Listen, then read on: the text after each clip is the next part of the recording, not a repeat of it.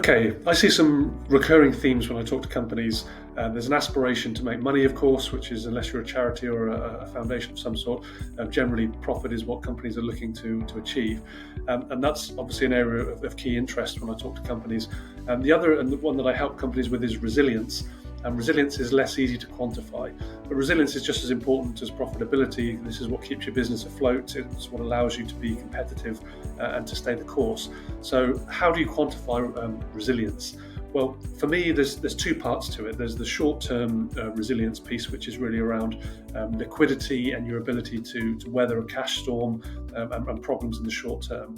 So you can quantify that quite easily. There are ratios like quick and current ratios, which look at your current assets divided by your current liabilities and give you a ratio, which really just states how well set up you are to fulfill your short-term obligations. So there are ratios we'd look to establish and see what will be appropriate for the industry. Obviously, you don't want to be awash with cash because it smacks of lacking imagination about what to do with that, and shareholders will want dividends, and it'll get taken away in other ways. But you want sufficient cash there to be able to weather those short-term storms, and there's ratios that can be applied to that. I'd also be looking to stress test the business in the short term. So I'd look at the cash flow and say, okay, what's the top line revenue that we're expecting or that we see generally?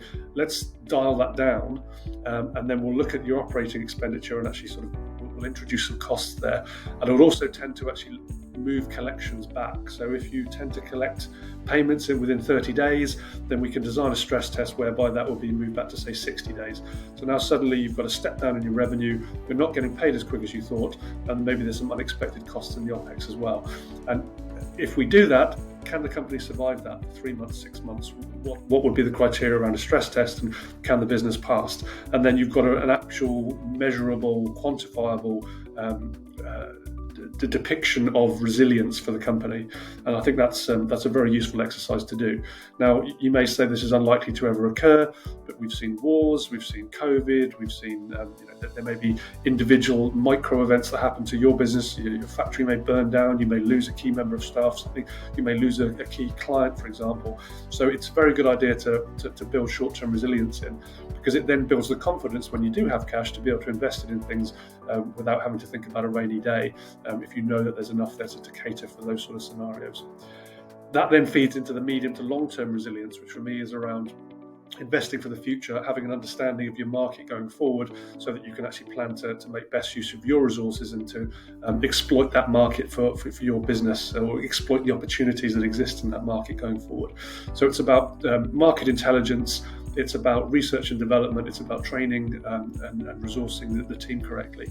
And in terms of measuring that and having a metric around it, excuse me, you can have a budget, or an acceptable, what you deem to be an acceptable budget in terms of a percentage of revenue or percentage of net profit for research and development, for training, and for sort of reviews and research and understandings of activities in the industry, so that you're across that, so you're in the best position to have the best trained staff, the best products and services and solutions, and you know which way the market is going.